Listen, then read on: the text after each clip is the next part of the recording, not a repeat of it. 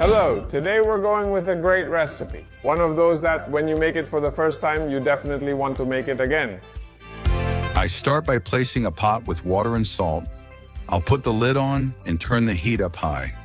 When it starts to boil, I lower the heat and add potatoes, cooking them on medium or a little higher. I'm going to add half a kilo, cover it, and check if they're cooked.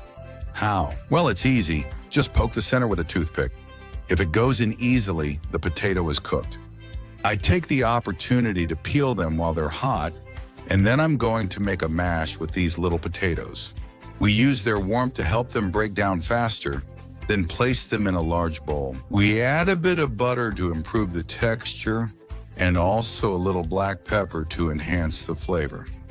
Once we have it ready to mash, if you don't have this tool, you can do it directly with a fork until you get a paste-like texture like this. I like to give the final touch with a spatula, which makes it a bit smoother. Now let's move on to the filling meat. 4 cloves of garlic finely chopped, this is important, and a splash of oil in a pan over medium heat. Once it's hot, we add the garlic and take the time to also chop an onion into very small cubes, so we make sure the sauce turns out perfect. Golden garlic. Add the onion and stir it around until the onion becomes soft and almost transparent. Once you get that, add the ground meat. I use half a kilo. It can be beef, pork, or a mix, half and half. Just make sure to always add salt and pepper so it has a good flavor. All right, chop it up really well and start cooking, stirring it from time to time until all the meat is cooked. See, at first the bottom part gets a little seared, it cooks more. That's why it's important to stir it every so often. Once you see that it's just right, it's time to make the sauce in the same pan.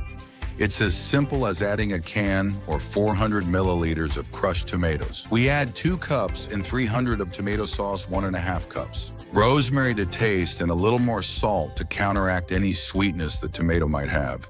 Also, I like to add a splash of oil, a good quality oil in this sauce, so it will be blended and perfect. And now we cook it, stirring occasionally and covering it.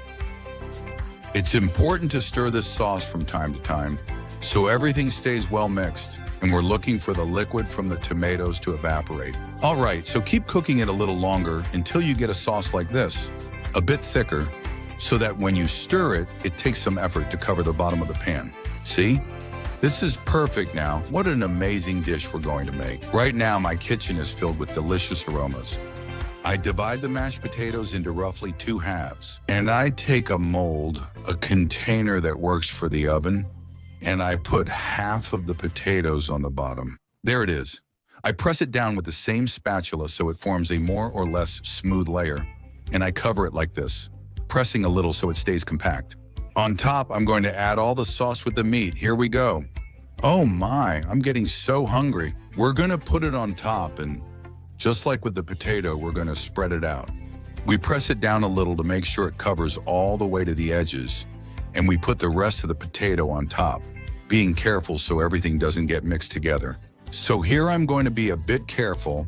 I'll add it around the edges first and then fill in the middle. That way, I make sure the layer of meat with tomato in the middle stays nice and flat. I seal around the edges carefully, and now it's ready.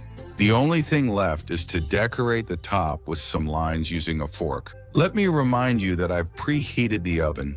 I have it at 220 degrees Celsius, about 450 Fahrenheit. I'm going to put this pie inside and leave it for about 15 minutes until I see the edges start to brown. And I think I've got it here already. Look at this. Oh my, an incredible dish that if you try it, you'll definitely want seconds. Look, what a marvel. It looks like a potato lasagna, but it's so much better. Look, look, look. Look, what an amazing appearance. Oh my, crispy on the outside. Soft potato, that meat in the middle with the amazing sauce and more potato. A true marvel of a savory pie, in this case, made with potato and meat. Just look at the inside. Oh my, it just makes you want to grab a spoonful.